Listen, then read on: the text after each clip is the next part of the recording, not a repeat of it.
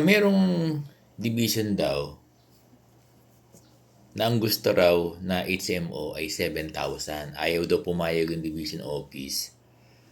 Basta mas mababa dun sa yung kinuha ng guro na HMO ay mas mababa sa 7,000. Parang nakakalungkot hindi marunong mag-interpret yung division office nila. Napakalinaw doon na kahit ang kinuha ng guro ay mas mababa sa 7,000, wala namang ceiling walang Wala namang sinabi na 7,000 Naubusin, no? Sinasabi ron, kahit na mababa, nakalagay dun sa 7,000 yung kinuha. Tapos yung sosobra ay sa guro na. So nakakalungkot na yung interpretation ng mga division office ay parang hindi tama. Kasi meron daw kumuha na 3,000. Hindi daw pumayag at hindi na sila binigyan. Mali yan. Dito nga sa amin, sa division namin may mga kumuha ng less than 1,000 Naka-receive sila. Kasi ang hinihingi lang ng division office namin sa Caloocan, card lang. Hindi naman tinitignan yung receipt kung magkano ang pagkakuha ng guro. Kaya nakakalungkot na may mga division. Hindi ko lang alam kung ang nag-i-interpret division superintendent.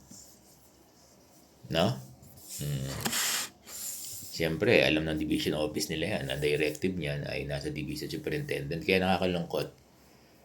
Parang hindi naiintindihan ng division office o ng division superintendent yung pag-interpret ng medical allowance.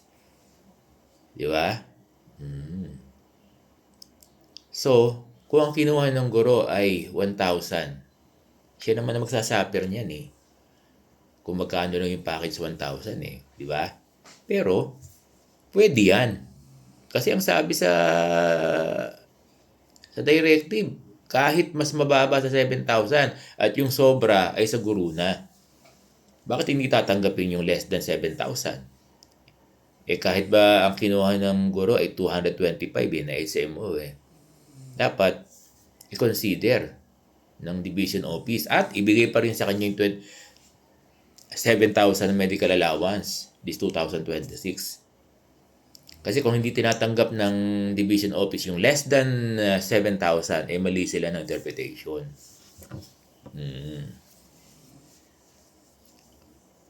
Mali, Dapat yan i-assert nyo. I-assert nyo, ng mga guro natin. Ay yung kanilang mga teachers group dyan, sa bawat division. Kung di ba may mga teachers group kayo dyan, dapat ina-assert nyo yan Or,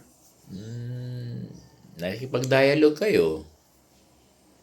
Di ba? So, ang panawagan natin sa ating mga division offices buong bansa, sa ating mga schools division superintendent, na sana po i-interpret ng tama kung ano sinasabi talaga ng medical allowance. Hindi ko sinasabi na mahusay si mahusay si Bong Danog. Kaya lang, sana po palagi naman sinasabi, ang interpretation sana ay according doon sa guidelines ng medical allowance na ang sinasabi doon, kahit ang kinuha ng guro ay mas mababa sa 7,000, pwede yan. Kung kumuha ng 200, nasa kanya na yan.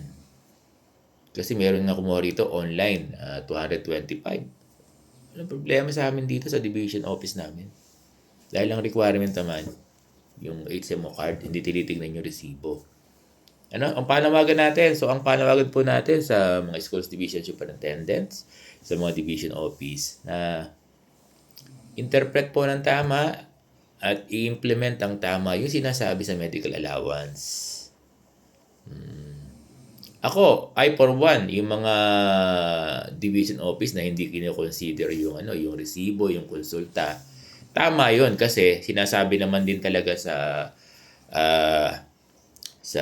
DepEd memo ng medical allowance na kapag ang area nyo ay talagang accessible sa mga HMO provider ay hindi dapat kayo doon sa sa option na yung mga reseta, yung mga konsulta. Kasi dapat kumuha kayo ng HMO. Yung mga konsulta, yung mga reseta, pwede yan, to my understanding, sa mga last mile school. Sa mga far-flung schools, no? Na wala talagang access sa HMO. Again, parang sinisipon. Panawagan natin sa ating mga schools division superintendent, sa mga division office sa buong bansa, na interpret lang po ng tama yung medical allowance. Kapag less than 7,000 yung kinuha ng guro, nasa guidelines po yan eh. Pwede yan eh. Pwede yan.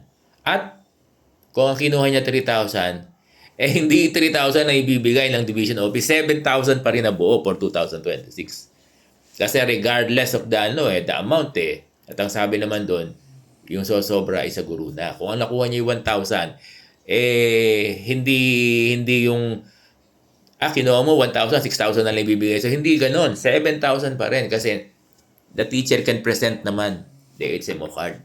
Hindi mo naman dapat i-require na yung resibo ng kanyang pinagbayaran. Maraming salamat po.